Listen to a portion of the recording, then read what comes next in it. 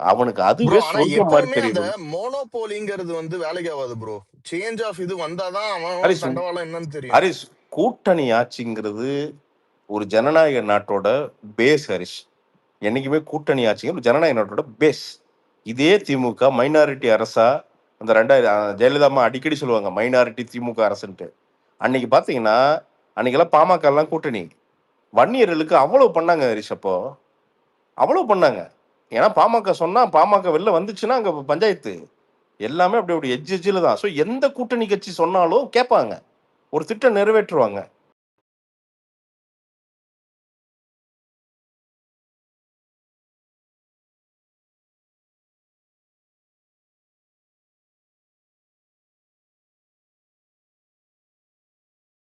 போற ஆள் ஹரிஷ், அரவணைச்சு போற ஆள். அண்ட் அரவணைச்சு போறதும் அரசியல, அவ்வளவுதான். நீ வந்து தன்னை நம்பி வர்றவனை கைவிடாம அரவணைச்சு போயிட்டாலே அரசியல் முடிஞ்சுது, அவ்வளவுதான். அது நெகோசியேஷன்ஸ் அதெல்லாம் நடக்கதான் செய்யும். அண்ட் இன்னொன்னு, அரசியலை பொறுத்த வரைக்கும் 100% அப்பழுக்கற்ற அப்படியெல்லாம் பண்ண முடியாது ஹரிஷ். என்னன்னா, நமக்கு அவங்க சரியா இருக்காங்களா, அவ்வளவுதான். ஆனா கிரிப்பு நம்ம கிட்ட இருக்கணும். அதை கரெக்டா பண்ணிட்டாருனாலே அந்த லீடர் பவர்ஃபுல்லா இருக்கணும் ப்ரோ. இப்ப பாருங்க அதுதான். ஏடிஎம்கேவோட இது அதுதானே ப்ராப்ளமே. அவங்களுக்கு அது ஸ்ட்ராங்கா இல்லைன்றது ரொம்ப ஆழமா இல்ல ஹரிஷ், பதிஞ்சிருச்சு. அது வாண்டடா உடைச்சாங்க ஹரிஷ். நீங்க இப்ப என்னமோ இப்ப ஆக்சுவலா அதிமுக வந்து பாத்தீங்கன்னா, ஏதோ பிஜேபி உள்ள வந்து உடைச்சோட மெயின் உடைக்க ஸ்டார்ட் பண்ணது திமுக தான். அவங்க தான் முதல்ல உடைச்சாங்க அதிமுக. அதிமுக டவுட்டே வேணாம் உங்களுக்கு. இப்ப எல்லாம் பாருங்க, சசிகலா தினகரன் எல்லாம் பாருங்க, அவர் ஸ்டாலின் பேசுறது தினகரன் பேசுவோம் அப்படி டிடிவி. அவங்களுக்கு ஒரே இது என்னன்னா, 2 பேருக்கும் ஒரே aim தான், எடப்பாடி பதவியில் இருக்க கூடாதுங்கிறதா, வேற ஒண்ணும் கிடையாது அங்க.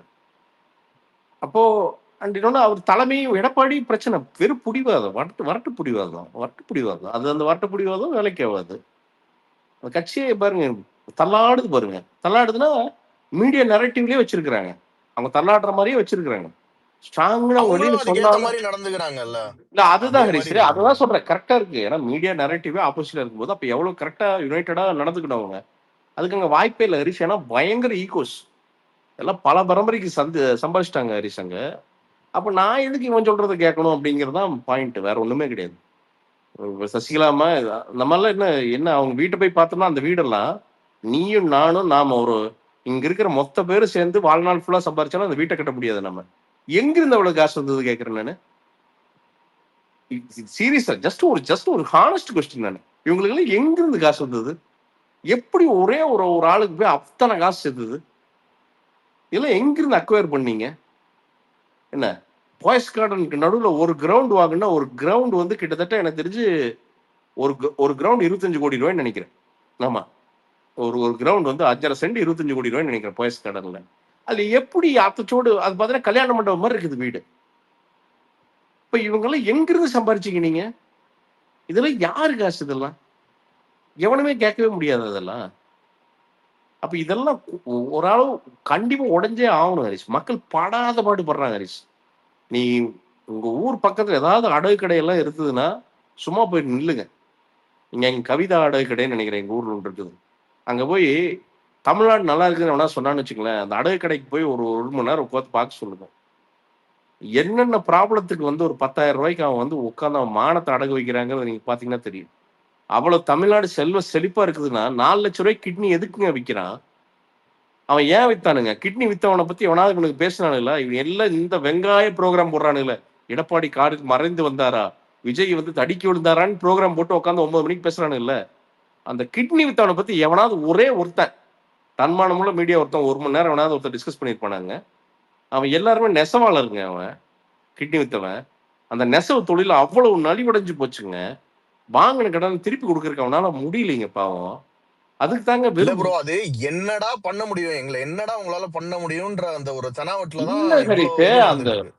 நீங்க பண்ணவன் திமுக ஃபங்க்ஷனரி, அவன் எல்லாம் பண்ண அந்த ஹாஸ்பிட்டல் நடத்தினவன் கூலா சொல்றான், அதெல்லாம் இருக்கிறதா 200 பேர் உயிரை காப்பாத்தி வைக்கிறோங்கிறான்.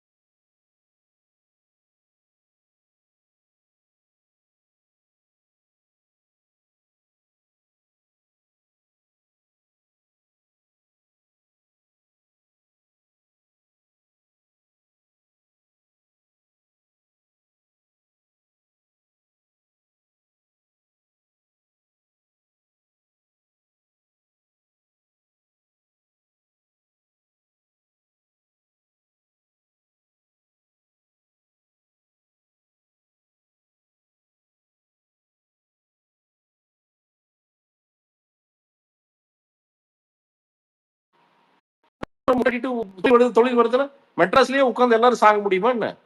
எல்லாரும் பிழைக்கிறதுக்கு மெட்ராஸ் வந்தே தான் ஆகணுமா என்ன? பிரசாந்தனே, சென்னையிலயுமே வடிகால் வாரியம் எதுவுமே பண்ணலையானே? மழை காலத்துல தள்ளாடி தானே இருக்கு. அது இப்ப பாரு தம்பி, விடுவானு பாரு. நீ வந்துரு. மழை இன்னும் லேட் டிசம்பரே ஆகுது. வரல, என்ன நடக்க போதோ இந்த வாட்டி. மழை லேட் அது ஆகுது. அது எனக்கு புரியல பிரசாந்த் ப்ரோ. 98% நானுங்க. அதுக்கப்புறமா வந்து இன்னும் 20% பாக்கி இருக்குன்றானுங்க. அது திருப்பி இப்ப 70% முடிஞ்சிருக்குன்றாங்க. பிரகதீஷ் புரியல இந்த கால்குலேஷன். பிரகதீஷ் வாழ்க்கையிலே வானிலை ஆய்வாளர் வந்து திமுக வானிலை ஆய்வாளர், அதிமுக வானிலை ஆய்வாளர்னு வந்து பாத்திருக்கியா நீங்க? வாழ்க்கையிலேயே, அதாவது உலக வரலாற்றிலேயே நீ திமுக காரன் வந்து வானிலை ஆய்வாளர் கேட்டீங்கன்னா 2-3 சட்டப் செல்லப்பாக்கள் இருக்கானுங்க. போன தடவை பேசுன பார்த்தீங்கன்னா உலகம் காணாத மழை அப்படின்னானுங்க. அது என்ன செட்டப்னா, அப்பத்தானே நீ எத்தனை மழை பெஞ்சிருக்கு கேட்க மாட்டீங்க, நீந்திட்டு கம்முனு போங்க சரியா? நீ உடனே அப்புறம் என்னங்க இது ஐஎம்டி வந்து இந்தியன் மெட்டீரியலிக்கல் டிபார்ட்மெண்ட் உலகம் காணாத மழையில இல்ல தம்பி, வெறும் 20 சென்டிமீட்டர் மழை தான் அப்படிங்கிறது. என்ன 20-25 சென்டிமீட்டர் ஒரே இடத்துல 30 சென்டிமீட்டர் பேஞ்சிருக்குது. நீங்க அவர் சென்டிமீட்டர் சொன்னா கம்மியா இருக்குது, மில்லி மீட்டரா மாத்துறது. 300 மில்லி மீட்டர் அப்படி இல்ல 3000 நேனோ மில்லி மீட்டர் அப்படிங்கிறது. என்ன எப்படி வந்து நீ உனக்கு நெரேட்டிவ் பாத்துக்கணும். இல்ல சிடிஆர் அண்ணா இன்டர்வியூல அதான் சொன்னார் ஒரு வாட்டி, இவங்க எப்ப சதவீதம் ஆரம்பிக்கிறானுங்களோ அப்பவே ஃப்ராடுன்னு அர்த்தம், முழுசா எதுவுமே பண்ணலன்னு அர்த்தம். 70 அதை விட கள்ளக்குறிச்சியில கள்ளச்சாராயம் கொடுத்து இறந்துருக்கிறான். இவனுக்கு பாக்குறானுங்க கள்ளச்சாராயம் ஒரு மாதிரியா இருக்குது அப்படின்ட்டு எப்படா மாத்துறானு விஷ சாராயம். கள்ளச்சாராயம் விஷமா தான்டா இருக்கு வெண்ண, அது எங்களுக்கு தெரியாதா? விஷ சாராயம் மருத்தி. அப்ப விஷம்னா என்ன விஷம் கலந்தானுங்களா?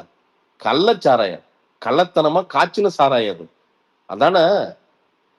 ஏன்னா கள்ளச்சாராயம்னு சொன்னா நீ அது பூரா வெளியில வர்ற, ஏன்னா அது சொல்ல முடியாது இல்லையா? அப்ப விஷ சாராயம் விஷ விஷ எல்லா முறைகேடுங்கிறது. அதாவது கிட்னி முறைகேடு. என்னடா முறைகேடு? என்ன வயிற்றுக்குள்ள விட்டுட்டு வந்து என்ன வரவு செலவு கணக்குல வந்து முறைகேடு பண்ணுவானா? ஏண்டா ஒரு ஆர்கனை வெளியே எடுத்துருக்கிறீங்க, முறைகேடு. அது திருட்டு நீங்க சொல்லக்கூடாது. அதை விட ஹைலைட் 17 கோடிக்கு பாலம்னு ஒண்ணு கட்டினானுங்க என்ன திருவண்ணாமலையில. அதாவது கின்னஸ் வரலாற்றுல இடம்பெற வேண்டிய பாலம். அதுக்கெல்லாம் அடியில வந்து இந்த பேஸ் பீம் எல்லாம் இருக்கு, அதெல்லாம் எதுவுமே வைக்கல போல. இந்த நம்ம இந்த ஐஸ் குச்சியில பண்ணுவோம்ல, இந்த புள்ளையார் இதெல்லாம் பண்ணுவோம் பாத்தீங்கன்னா சின்ன வயசுல, சும்மா இந்த பழைய இந்த களிமண்லாம் வச்சு பண்ணுவோம், அந்த மாதிரி எதை பண்ணிட்டானுங்க போல. பண்ணி அந்த பாலத்தோட ஓப்பனிங் செரிமனி இருக்குது, ஏதாவது மிஸ் பண்ணாம போய் பாருங்க. என்ன ஒரு 25 கார் கன்னியாகுமரி இல்ல இங்க திருவண்ணாமலை. அது தம்பி நான் திருவண்ணாமலை தான் ஹைலைட் தம்பி. டெம்பிள் ரன் பாலம் உனக்கு தெரியுமில்ல? டெம்பிள் ரன்ல போன வருஷம் மழையில முடிஞ்சிருக்கும்ல. 6 மாசத்துல 50 பேர் வர்றானுங்க பாத்தீங்கன்னா, வண்டியில பூரா வந்து ஸ்லோ மோஷன்ல இறங்கி அதுக்கு ஒரு 20 ரீல்ஸ் போட்டு ஊன்னு சொல்ற திருப்புறானுங்க பத்துக்க. என்னடான்னு பார்த்தா அடிச்சுட்டு போயிருச்சு. அதுக்கு ஒரு எக்ஸ்பிளனேஷன் கொடுத்தானுங்க, அதுதான் உலகத்திலே ஹைலைட். என்ன தெரியுமா? நாங்க 50,000 கியூசெக்ஸ் தான் தண்ணி வரும்னு நினைச்சோம், அது ஜாஸ்தியா வந்துருச்சு, நாங்க என்ன பண்றதுன்னு. டேய் என்னன்னா இவனுக்கு தான் அறிவார்ந்தவனு இல்ல, அதுக்கு அந்த பக்கம் இருக்கிற அணையுடைய கொள்ளளவு வந்து அது 2 லட்சம் கியூசெக்ஸ் அதுல வெளியே தண்ணி வந்துட்டா. அப்ப நீ பாலம் எத்தனை கட்டணும்? 2 லட்சம் கியூசெக்ஸ் கட்டணும், இல்ல அதுக்கு மேல கட்டணும். இவனுக்கு என்னன்னா எப்படி இருந்தாலும் இந்த அணையில தண்ணி வராது, வந்தாலும் இன்னொரு 50 வருஷம் கழிச்சுதான் வரும் அப்படின்னு ஐடியா பண்ணானுங்க. அவர் திருவண்ணாமலை இருக்கிற அண்ணாமலையார் என்ன பண்ணாரு, டே தம்பி நீ எனக்கே அப்படி கல்தா கொடுக்குறியா அப்படின்னு மலையை திருப்பி விட்டு கரெக்டா அந்த பாலத்து மலையை விட்டார். அந்த பாலத்தான் வந்து, அதாவது இது விளையாட்டா சொன்னாலும் என்ன பிரச்சனை அப்படின்னா, கிரிட்டிக்கல் இன்ஃப்ராஸ்ட்ரக்சர் எல்லாத்துலயும் கை வைக்கிறாங்க. இப்போ அந்த பாலம் நல்வாய்ப்பா யாரும் போகல, எதுவும் பண்ணல. ஒரு 100 வண்டி மேல நின்று இருந்துச்சுன்னா என்ன ஆகுறது? ஒரு ஊரோட ட்ராஜடிங்க அது. எந்த தவறுமே செய்யாம ஆக்சுவலி ஊத்தங்கரை ஏரியானே திருவண்ணாமலை இருந்து வர தண்ணி தானே அது ஊத்தங்கரை வழியா போவோம். அந்த டைம் வந்து வெள்ளம் அடிச்சு போய் ஒரு 2-3 டிராவல்ஸ் எல்லாம் கவுந்துருச்சு. அதுல வந்து போன வருஷம் வந்து தூக்கிட்டு போச்சு ப்ரோ, கிருஷ்ணகிரி பக்கத்துல அப்படியே உள்ள. அதேதான், அது வந்து திருவண்ணாமலை இருந்து அந்த சைடு வர தண்ணி தான் நடந்துச்சு. இல்ல நான் கேக்குறேன், கிரிட்டிக்கல் இன்ஃப்ராஸ்ட்ரக்சர்ல வந்து கலைஞரையா தான் தமிழ்நாட்டில் இருக்கிற பெரும்பாலான பாலங்கள், இன்னைக்கு ஜெமினி பாலம் வரைக்கும் அவர் தான் கட்டினார். அதெல்லாம் எப்படி நிக்குது? அன்னைக்கெல்லாம் குறைஞ்சபட்ச ஊழல் தான் இருந்துச்சு. மக்களுக்கான கிரிட்டிக்கல் இன்ஃப்ராஸ்ட்ரக்சருங்கிறப்ப 2 பேருமே கை தொட மாட்டாங்க, ஸ்ட்ராங்கா நிற்கும். பாலங்கள் எல்லாம் மெட்ராஸில் நிற்கிற பாலங்கள்லாம் பாரு, ஐயா ஸ்டாலின் வந்து மேயரா இருக்கிறப்ப கட்டின பாலங்கள் அதெல்லாம் எப்படி கரெக்டா நிக்குது? என்ன பிரச்சனைனா கீழே பாக்குறதுக்கு கண்ட்ரோல் பண்ண ஆளே இல்லை, இவங்களை பேசுறதுக்கே ஆள் கிடையாது. அப்ப இது என்னன்னா எல்லாரும் ஜனநாயகமா கேள்விதான் கேட்கறீங்க. விஜயும் அதான் பண்றாரு. விஜய் என்ன வந்து உங்களை என்ன காமெடி பண்றாரா? ஒண்ணும் பண்ணல, ஒண்ணும் இல்ல. அவர் என்ன மக்கள் இஷ்யூ தான் இன்னைக்கு பேசுறாரு. வரைக்கும் அவர் கேட்ட கேள்விக்கு எந்த ஒரு பதிலும் இல்ல ப்ரோ. இல்ல ஆனா மக்கள் இஷ்யூ கூட்டத்தை இல்ல இல்ல கிண்டல் அது பண்றது, இல்ல அதுக்கு என்னன்னா சினிமாப்படுத்துறது. வரைச்சு நான் கேட்கிறேன், அதுக்கு என்னன்னா அது விஜய் வந்து மனசுல இருந்து பேசணும். 1.5 மணி நேரம் பேப்பர் பார்க்காம பேசணும். சரி பேசுனா தமிழ்ல நாளைக்கு பேசு, சரி நான் பேச சொல்றேன்.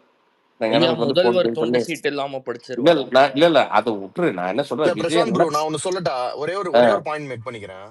விஜய் அண்ணா ஒரு பேப்பர்ல இருக்கிறத படிச்சுட்டு பார்க்காம எவ்வளவு மணி நேரம் பேச முடியும்ன்ற கேப்பபிலிட்டி தமிழ்நாட்டுக்கே தெரியும். கத்தியில பேசுற மாதிரி பேசி ஒரு புள்ளி வர சொல்லி கத்தி டைலாக் பேசி ஸ்கோர் பண்றதுக்கு எவ்வளவு நேரம் ஆகும்? அதுக்காக அவர் இங்க வரல.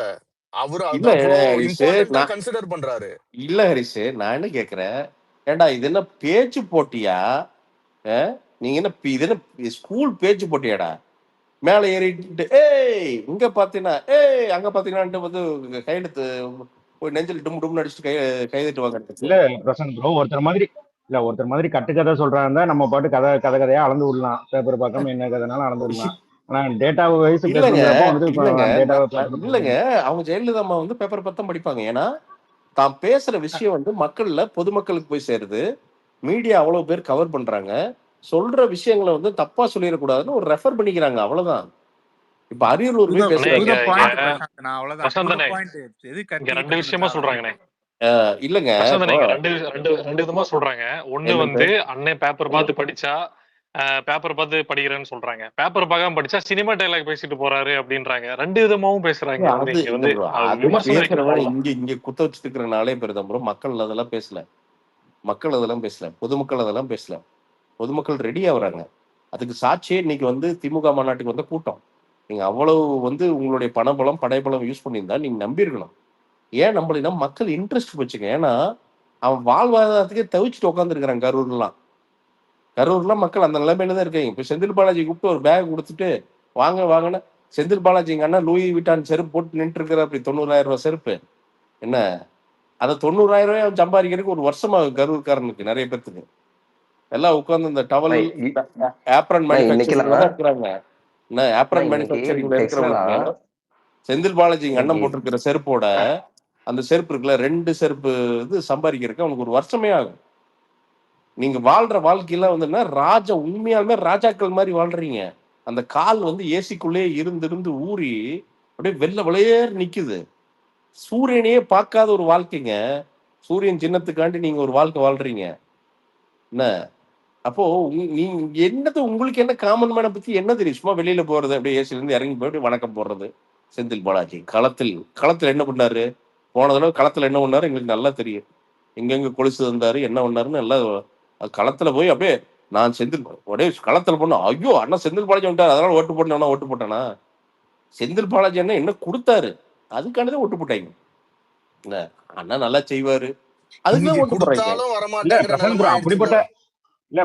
அப்படிப்பட்ட செந்தில் பாலாஜியாலே இன்னைக்கு கூட்டத்தை கூட்ட முடியலையே.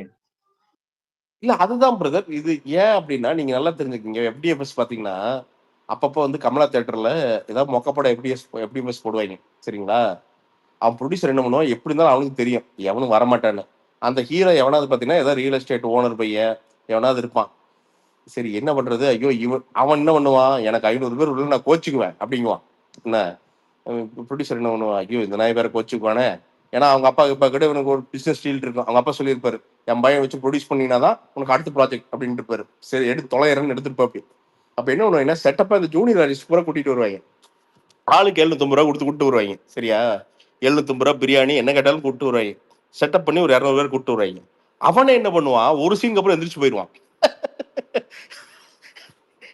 நீங்க எந்த அப்பா பையனை பத்தி சொல்றீங்க? எனக்கு ஒண்ணு தோணுது. இல்லங்க நான் இது வந்து ஓப்பனா ஒரு படத்துல இன்டர்வல்ல பார்த்த காட்சி இது. அதை சொல்றேன் நானு. ஐயோ இனிய வெளில வர்ற அப்படின்னா தலை 750 ரூபா கொடுத்தாங்க தலை சூரமக்க படம் தலை. அவரோட படமா தான் இருக்கும். இல்ல இல்லைங்க ஏங்க கம்மன் இருங்க, நீங்க மட்டும் இழுத்துட்டுறாதீங்க. 3 சீன் மேல பார்க்க முடியல தலன்ட்டு ஜூனியர் ஆர்டிஸ்ட் பூரா வெளில வந்துட்டானுங்க என்ன. ஸோ அதனால படம் மொக்கையா இருந்தா நீங்க 750 ரூபா கொடுத்தாலும் சரி, பிரியாணி கொடுத்தாலும் சரி, அதை முழுசா பார்க்க மாட்டாங்க. அந்த மாதிரி மக்களுக்கு புல் இல்ல, மக்களுக்கு இன்ட்ரெஸ்ட் இல்ல. உண்மைதான். நீ திமுக மாநாட்டுக்கு வர்றதுக்கெல்லாம் நீங்க முப்பெரும்பிலானே நிறைய பேருக்கு தெரியாது. நம்பர் 1 அது வேற விட்டுருங்க. மக்களுக்கு ஜென்ரல் இன்ட்ரெஸ்ட் இல்லை. நீங்க என்னதான் நிர்வாகிகளை கூப்பிட்டாலும், எத்தனை பேர் லாரியில வச்சு கூப்பிட்டாலும், பொதுமக்கள் இன்ட்ரெஸ்ட் தான் வந்து நின்று கேட்பான். என்ன பேசுறாருன்னு கேட்பான், என்ன அவங்க வந்து தீர்மானங்கள் நிறைவேற்றாங்கன்னு கேட்பான். திருப்பி திருப்பி என்ன சொல்லுவாங்கன்னு உங்களுக்கு தெரியும். புதுசா ஒண்ணும் இல்லைங்கிறது மக்கள் வந்து டயர்ட் ஆயிட்டாங்க. அதோட வெளிப்பாடு. இன்னொன்னு சொல்றேன், இல்ல அதாவது நம்ம ஒத்துக்கிட வேண்டிய ஒரு விஷயம் என்னன்னா, பேசி பேசி ஆட்சி பிடிச்ச கட்சி தான் திமுக. அது இங்க எல்லாருக்குமே தெரியும். அப்படிப்பட்ட அதெல்லாம் இங்க நடக்காத தலைவா. இனி நடக்காது. ஆனா பேசுறதுக்கு கூட இப்ப தலைவர் நீ 2 மணி நேரம் பேசிட்டு நீ 4 மணி நேரம் பேசுற. என் வார்டுல ரோடு தோண்டி போட்டு கிடக்குது, தண்ணி வர்றது இல்ல, உன் பேச்சை கொண்டு போய் எங்காவது போடுறான்னு தான் சொல்றாங்க எல்லாரும். எனக்கு என்னடா நீ பண்ணன்னு தான் மக்கள் கேட்கறேன். எல்லாமே அட்வர்டைஸ்மெண்ட்ல மட்டும் தான் இருக்கு, ரியாலிட்டில. So anyways, நன்றி Harish. Thank you for giving me opportunity. பிரசந்தனே, கடைசியா ஒரே ஒரு கேள்வி மட்டும் இது பதில் சொல்லிட்டு போறீங்க. சொல்லுங்க. அரசியல் தெரியல, அரசியல் தெரியாத கூட்டம் அப்படிலாம் சொல்றாங்களே, அது வந்து என்ன? அரசியல் தெரியாததான் நல்ல அரசியல். அரசியல் தெரியாததான் நல்ல அரசியல். ஏன்னா அரசியல் ரொம்ப தெரிஞ்சா அவன் விஷமாயிருவான், அவன் மிருகமாயிருவான். அதுவும் தமிழ்நாட்டு அரசியல் ரொம்ப தெரிஞ்சா அவன் மிருகமாயிருவான். இன்னசென்ட்டா அரசியல் தெரியாம மக்களை பத்தி யோசிச்சாலே போதும், அதான் நல்ல அரசியல். எம்ஜிஆர் அரசியலுக்கு வரும்போது ஒரு வெங்காயம் தெரியாது எம்ஜிஆருக்கு, ஒன்றும் தெரியாது, பெருசாலாம் ஒன்றும் தெரியாது. ஆனால் ஒன்று மட்டும் தெரியும், மக்களுக்கு நல்லது செய்யறது. அதனால தான் எம்ஜிஆர். மக்களுக்கு நல்லது செய்யணும். எப்பவுமே ஒரு திட்டத்தை கொண்டு வந்து வச்சா ஃபர்ஸ்ட் கேள்வி ஒன்று தான் கேட்பாரு, இது ஏழைகளுக்கு பிரயோஜனமாகுமா ஆகாதா, அதை கேட்பா. அப்படி ஆகுனா பண்ணு அப்படிங்குவார். அவருக்கு வரவு செலவு தெரியாது, அவர் மேலே நிறைய குறைகள் இன்னைக்கு சொல்லுவாங்க. ஆனால் இன்னைக்கு பொன்மனச்செம்மல் ஏன் அழிக்க முடியாத ஒரு இதோட நிற்கிறாரு? மேட்ரு என்னன்னா, கான்சியஸ் வந்து ரொம்ப கிளியர்.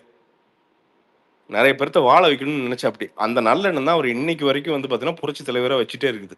இவ்வளவு பிரச்சனைகளை தாண்டி, இவ்வளவு இதையும் தாண்டி. அவ்வளவுதான் அரசியலுக்கு தேவை. ரொம்ப எதுகை மோனையா சிலப்பதிகார சேவக சிந்தாமணி பூரா தொல்காப்பியம் பூராம் படிச்சுட்டேன் நானு, ஐயோ எனக்கு தெரியாத செய்யுளே கிடையாது, நீ 4 அடியால என்ன சொல்லியிருக்காங்க தெரியுமா, டேய் இதெல்லாம் சரிடா, 2வது வார்டுல குப்பை இல்லடா, என்னடா பிரச்சனை அப்படின்னா, டே நீ 4 அடியார்ல 4வது வரை உனக்கு தெரியுமா தெரியாதா, எங்க கொள்கை என்ன தெரியுமா, திராவிட சித்தாந்தம் நீ வச்சுக்கலாம். இல்ல இங்க வா, நானும் வா, இங்க வா, நானும் 3/4 மணி நேரம் சித்தாந்தம் பேசுறேன், அந்த குப்பை மட்டும் அல்றா, அது வண்டி வராதுங்க. ஏன் அதுங்க ஊழலுங்க. சரிடா, அப்ப உங்க கொள்கை என்னதான்டா சொல்லி தருது, உங்க கோட்பாடு என்னதான் சொல்லி தருது, மக்களுக்கு நல்லது பண்ணுங்கிறதாண்டா உங்க கொள்கை கோட்பாடு. அப்போ உங்க கொள்கை கோட்பாடெல்லாம் நல்லபடியா விட்டோம் நொட்டி தொலைந்தீங்கன்னா எங்களுக்கு குப்பை வண்டி வந்திருக்கு மேடா, குப்பை தொட்டியாவது வச்சிருப்பீங்களே. அப்ப ஒண்ணும் இல்ல, அப்ப வெறும் வெங்காயத்தை போட்டு மென்னுட்டு மக்களுக்காக நீ நின்னு இருக்கணும்ல. அததாங்க சொல்ற. இங்க வந்து என்னன்னா சமத்துவம், சமூக நீதி, அது நீங்க அந்த குப்பை அடிக்கிற இதுக்கு முன்னாடி பாத்தீங்கன்னா கியூபா நாட்டுக்கு வந்து ஒரு நடத்துறானுங்க. நீ மெட்ராஸ்ல கியூபாவுக்கு ஆதரவா ஒரு மாநாடு போட்டானுங்க மேடை. கியூபா ஓ பிடல் காஸ்ட்ரோ அப்படின்ட்டு. ஏண்டா இங்க குப்பையல்றவன் பாடாத வாடுபட்டு அங்க ரிப்பன் பில்டிங் முன்னாடி நின்று இருக்கிறான், இவனு பிடல் காஸ்ட்ரோக்கு ஆதரவான். அமெரிக்க ஏகாதிபத்தியமே அப்படின்ட்டு இருக்கானுங்க மேடையில. ஏடா இங்க படாத பாடுபட்டு மக்கள் அந்த உட்காந்து ஓரத்துல மழையில வெயிலையும் உட்காந்து அவனுக்கு என்னடா வர்ற சம்பளத்தை வர்ற விடுங்கடான்னு போராடுறான். அங்க போக மாட்டானுங்க. பார்த்தா பிடல் காஸ்ட்ரோ அங்கதான் போகணுங்க. Fidel Castro, Trump, mark Zuckerberg அங்கதான் போகணுங்க.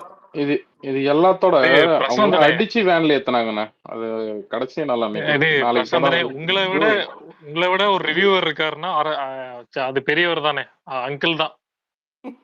அவரு படம் பாக்குறாரு, மக்களை பார்க்காம படம் பாக்குறாரு. உங்களை விட ஒரு நல்ல ரிவ்யூ பண்றாரு. எப்படி ஐயா எனக்கு போட்டியே வந்துட்டாரு, நான் விட மாட்டேன். ஸ்ரீலங்கா. ஓகே. ஸோ நண்பர்களே நன்றி. Thank you for the opportunity Harish. எல்லாருக்கும் நன்றி. பேசுங்க, யாரோ ஒருத்தர் இலங்கையில இருக்காரு, பேசுங்க. ஒரு தேங்க்ஸ் மட்டும். சூப்பரா வீடியோஸ் பண்ணிட்டு இருக்கீங்க. ரீசன்ட் டைம்ஸ்ல வந்து அண்ணா பத்தி சூப்பரா பேசுறீங்க. ரொம்ப தேங்க்ஸ். நன்றி. இல்ல நான் என்னன்னா இது எல்லாமே நல்லா ஒரு விஷயம் தெரிஞ்சுங்க. ஈக்குவேஷனா பேமெண்ட்டா ஒரு வெங்காயம் கிடையாது. ஒரு தமிழனுக்காண்டி நிக்கிறான், அவன் தப்போ ரைட்டோ தைரியமா நிக்கிறான். அவனுக்கு பின்னாடி இதுக்கப்புறம் எல்லாம் முடிஞ்சதுக்கு அப்புறம் வந்து ஐயோ நின்றுக்கலாமேன்னு சொல்ற ஆள் நான் கிடையாது. நான் கமல் சார் வந்தப்போ கமல் சாருக்காண்டி நின்னேன். அவர் நம்மளுக்காண்டி நிக்கல, போயிட்டாரு. ஆனா அவருக்காண்டிலாம் நான் நின்னேன். கடைசி வரைக்கும் அவர் எலெக்ஷன் பண்றப்ப நான் உட்காந்து பிரச்சாரம் பண்ணிட்டு உட்காந்துருந்தேன். வீடியோ போட்டேன், பிரச்சாரம் பண்ணேன்.